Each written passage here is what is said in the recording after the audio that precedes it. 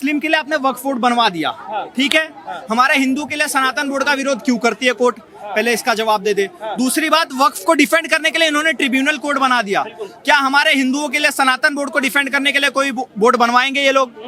इसका भी तो दे। मुस्लिम के लिए आपने माइनॉरिटी कमीशन बना लिया, हिंदुओं के लिए भी ऐसा कुछ बनाएंगे? हमारे भारत में मानू सिंघवी जैसे, कपिल सिब्बल जैसे भड़वे आज भी बैठे हैं जो आतंकवादियों के लिए, चाहे वो कसाब हो, चाहे वो तहव्वुर राणा हो, चाहे भारत तेरे टुकड़े होंगे इंशाल्लाह इंशाल्लाह बोलने वाला कन्हैया कुमार हो, इन सब के लिए हमारे भारत में वकील सो कॉल्ड पैसे के लिए अपना जमीर बेच देते हैं, पैंट उतार के खड़े हो जाते हैं। बंगाल की बात चल रही है ना सर, तो बंगाल में बंगाल है कहाँ? वो तो अभी बांग्लादेश का ढाका बन चुका है। और मैं खुले पूरे जिम्मेदारी के साथ कहता हूँ, अगर कोर्ट ने, हमारे सुप्रीम कोर्ट ने और हमारे जो केंद्र ने है वहां पे सेक्शन 355 नहीं लगाया गया तो ये जो बंगाल अभी ढाका बना हुआ है उसको गाजा बनने में टाइम नहीं लगेगा। संविधान का शपथ लेती है ममता बनर्जी और काम कर रही है शरिया कानून के हिसाब से।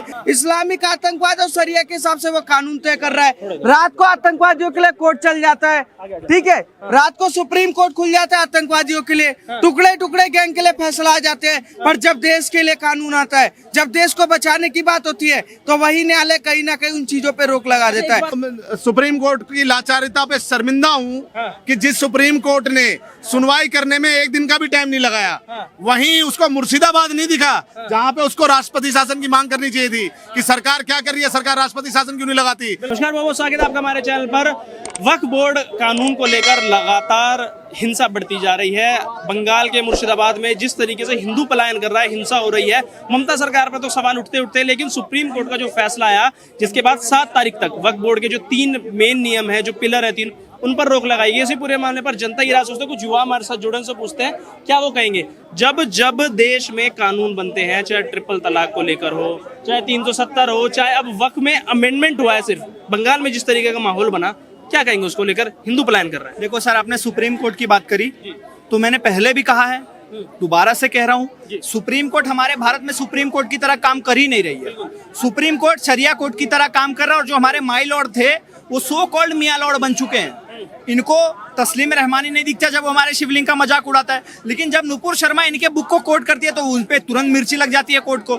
अगर इलीगल एनक्रोचमेंट सरकार हटा रही है तो तुरंत रोक लगाने पहुंच जाएंगे, लेकिन अगर वक्फ बोर्ड इलीगल एनक्रोचमेंट कर रहा है तो उस पर कभी रोक नहीं लगाते हैं। हमने इतने सारे अभी जजों को देखा है, इतने सारे नोटों के बंडल मिलते हुए, कहां से आए वो सारे नोटों के बंडल? कश्मीर फाइल्स में एक बात कही गई थी, सरकार चाहे जिसकी भी हो, सिस्टम हमारा है और जो हमारे कोर्ट्स हैं वो इन चीजों को प्रूफ करते हुए नजर आ रहे हैं, इन ममता बनर्जी का सपोर्ट करते हुए, वक्फ बोर्ड का सपोर्ट करते हुए। लेकिन वो कह रहे हैं, उन्होंने 3 जो मेन बिंदुओं में बात की, उसमें से एक बिंदु ये है कि मुस्लिम पर्सन, इसमें वक्फ बोर्ड में गैर मुस्लिमों का क्या काम है। उन्होंने एक टिप्पणी की है कि क्या हिंदू बोर्ड में गैर हिंदू आप ले सकते हो, जो अच्छा सर, गैर मुस्लिम उधर आप वक्फ बोर्ड में लाने जा रहे हो। अगर इसकी बात चल रही है तो भैया मुस्लिम के लिए आपने वक्फ बोर्ड बनवा दिया, ठीक है, हमारे हिंदू के लिए सनातन बोर्ड का विरोध क्यों करती है कोर्ट? पहले इसका जवाब दे दे। दूसरी बात, वक्फ को डिफेंड करने के लिए इन्होंने ट्रिब्यूनल कोड बना दिया। क्या हमारे हिंदुओं के लिए सनातन बोर्ड को डिफेंड करने के लिए कोई बोर्ड बनवाएंगे ये लोग? इसका भी तो दे। मुस्लिम के लिए आपने माइनॉरिटी कमीशन बना लिया, हिंदुओं के लिए भी ऐसा कुछ बनाएंगे? अगर नहीं बना सकते तो आपकी औकात के बाहर है, आप इसके बारे में टिप्पणी मत कर दिए, सीधी सीधी बात है ना। वो कहते हैं जिसके बारे में कोई नहीं सोचता उसके बारे में हम सोचते हैं। विपक्ष हमेशा आरोप लगाता है कि आप धर्म विरोधी राजनीति करते हो, आप सिर्फ मुसलमानों को टारगेट करते हो। तो सुप्रीम कोर्ट सोच रहा है भाई जिनके साथ अत्याचार हो रहा है हम करें। न्यायालय सोचता तो इतने सारे सीरियस इशू पे न्यायालय बोलता है कि भैया सुप्रीम कोर्ट में डायरेक्ट मत आओ, पहले राज्य में जाओ और डिस्ट्रिक्ट कोर्ट में जाओ, हाई कोर्ट में जाओ, उसके बाद सुप्रीम कोर्ट में आना। लेकिन अगर यही दूसरे पक्ष वाले बोलते हैं तो तुरंत सुप्रीम कोर्ट के दरवाजे खुल जाते हैं। सुप्रीम कोर्ट, अगर हमारी बहन बेटियों की इज्जत की बात होती है तब कोर्ट नहीं खुलता, लेकिन यासीन मलिक जैसे आतंकवादियों के लिए रात को 2 बजे संडे के दिन भी कोर्ट खुल जाते हैं। तो ये है कोर्ट का दोगलापन सर। मैं इस कोर्ट के ये जो सो कॉल्ड दोगलापन, सेक्युलरिज्म है, उसको मैं नहीं मानता। लेकिन ये तो वकील कहाँ से मिल जाते हैं? कपिल सिब्बल, अभिषेक मनु सिंघवी दोबारा खड़े हो गए हैं कोर्ट में। वो कह रहे हैं 20 करोड़ देश की जनता के साथ अत्याचार किया जा रहा है, उनको ध्यान में रख के सिर्फ विरोध की राजनीति करने के लिए ये कानून बनाए जा रहे हैं। आपने बांग्लादेश की भी न्यूज कवर की थी जब हिंदुओं पर अत्याचार हो रहा था, उसमें हमारे इस्कॉन के चिन्मयानंद दास जी भी थे जिसको पकड़ा गया था।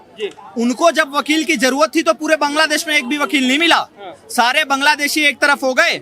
लेकिन हमारे भारत में मानू सिंघवी जैसे, कपिल सिब्बल जैसे भड़वे आज भी बैठे हैं हैं जो आतंकवादियों के लिए चाहे वो कसाब हो, चाहे वो तहव्वुर राणा हो, चाहे भारत तेरे टुकड़े होंगे इंशाल्लाह इंशाल्लाह बोलने वाला कन्हैया कुमार हो, इन सब के लिए हमारे भारत में वकील सो कॉल्ड पैसे के लिए अपना जमीर बेच देते हैं, पैंट उतार के खड़े हो जाते हैं। तो भैया मैं कॉलेजियम के सख्त खिलाफ हूं। मैं सबसे पहले सरकार से अपील करना चाहूंगा कि सुप्रीम कोर्ट हमारे राष्ट्रपति और उपराष्ट्रपति के ऊपर नहीं है, तो सरकार से कॉलेजियम खत्म होना चाहिए। सुप्रीम कोर्ट वक्फ बोर्ड पर तो टिप्पणी कर रहा है, लेकिन मैं सुप्रीम कोर्ट से पूछना चाहूंगा जिस जज के घर पे इतने सारे पैसे मिले थे उस पर FIR तक दर्ज हुई? अभी तक नहीं हुई। सुप्रीम कोर्ट सर दोगलापन बन के काम कर रहा है। मैं चाहूंगा भैया सरकार इसमें स्ट्रिक्टली एक्शन ले, हमारे राष्ट्रपति जी सुप्रीम कोर्ट को सबक सिखाएं। आपने बांग्लादेश की बात की तो वो एक इस्लामिक राष्ट्र है, कट्टरपंथी इस्लामिक राष्ट्र है, वो खुल के भाई वहाँ मेजोरिटी में मुस्लिम है। सेकुलर है हमारा देश, धर्मनिरपेक्ष है, भाईचारा बना रहना चाहिए, इसलिए तो वकील मिल जाता है इनको।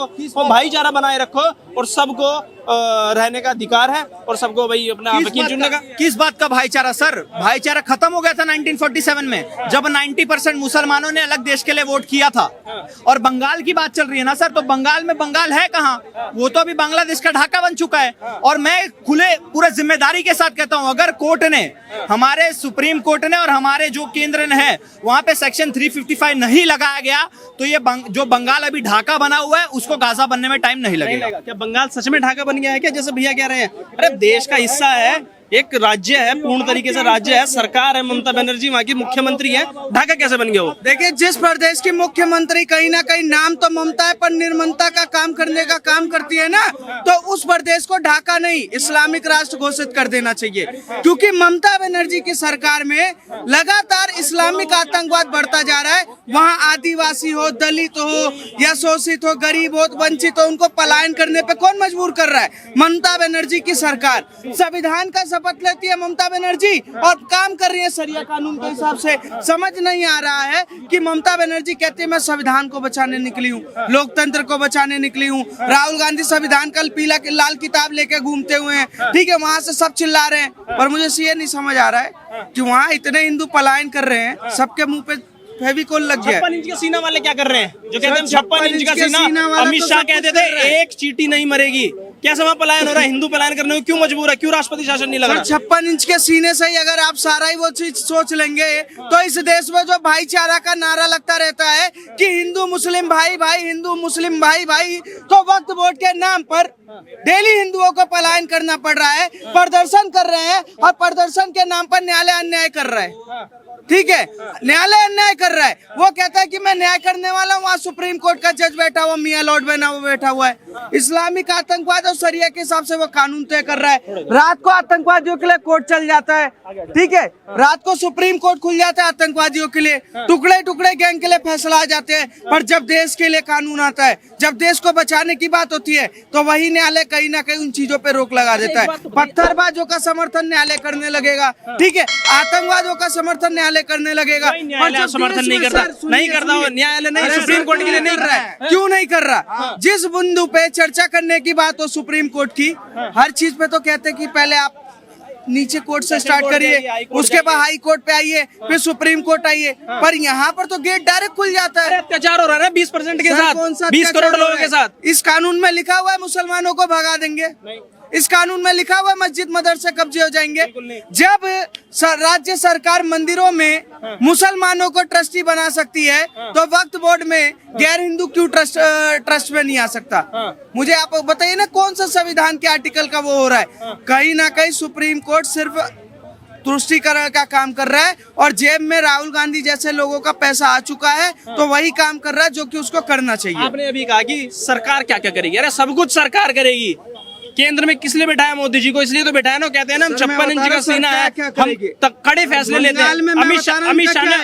अमित शाह ने कहा था कि एक चींटी नहीं मरेगी। ये बंगाल में हिंसा क्यों हो रही है? देखिए, बंगाल में ममता बनर्जी की सरकार है, वर्तमान इनका है, इतिहास हमारा होगा, ठीक है। हर घर से कहीं ना कहीं नारी शक्ति निकलेगी और बंगाल की धरती से काली माँ का भी रूप निकलेगा, महादेव का भी डंका बजेगा। जिस जिहादी ने जितना अत्याचार किया है, उसका 100 गुना अत्याचार उसको झेलना भी पड़ेगा। अरे इधर आइए, क्या कह रहे हैं? कह रहे हैं कि हर घर से काली माता निकलेगी बंगाल में। नहीं, मोदी जी क्या कर रहे हैं? क्यों बार बार नागपुर हो जाता है? सुनिए, सुप्रीम कोर्ट का जो है, पहले सवाल, नागपुर हो जाता है, संभल होता है, बहराइच होता है, मोदी सरकार छाती पीटती है ना अपनी लॉ एंड ऑर्डर को लेके। बंगाल क्यों हो गया? कंट्रोल किसने किया? किसने किया? आपको पता है ना कि बंगाल पूर्णतः अपना स्टेट है, बिल्कुल। उसमें केंद्र का कोई इन्वॉल्वमेंट नहीं है, फिर भी मोदी जी ने वहां पे बीएसएफ भेजी कि नहीं भेजी? और मैं सुप्रीम कोर्ट की लाचारिता पे शर्मिंदा हूँ कि जिस सुप्रीम कोर्ट ने सुनवाई करने में एक दिन का भी टाइम नहीं लगाया, वहीं उसको मुर्शिदाबाद नहीं दिखा जहाँ पे उसको राष्ट्रपति शासन की मांग करनी चाहिए थी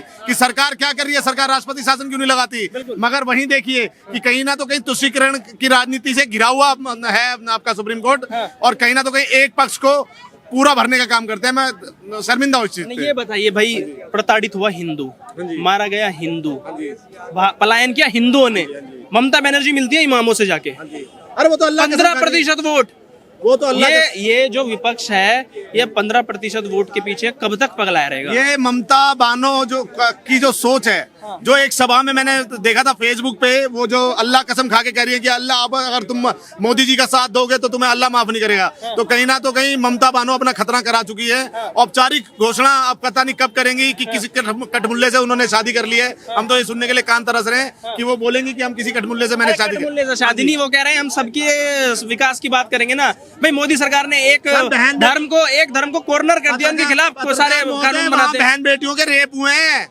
वहाँ पे उनके घर वालों को बोला है कि छोड़ के चले जाओ और ये हमारे साथ सोएंगी।